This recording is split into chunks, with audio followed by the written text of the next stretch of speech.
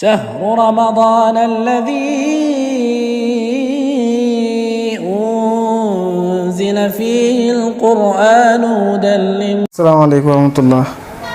ñëwaat ak yéen ci naafe Sëriñ Suhaybu ci guddik fukk ak ñetteel gi ñaar raaka lay doon raaka bu ci nekk Faatiha benn yoon ak xul huwallaahu ahad juróomi yoon. képp koo ko def des na ko tabaxal kër gu rëy ca aljana, kër goo xam ne dana am juróom-ñaar néeg yoo xam ne yëpp wurus lay doon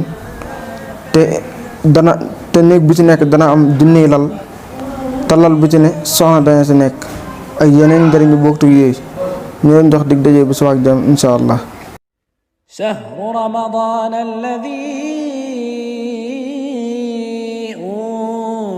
أنزل فيه القرآن هدى للناس وبينات من الهدى والفرقان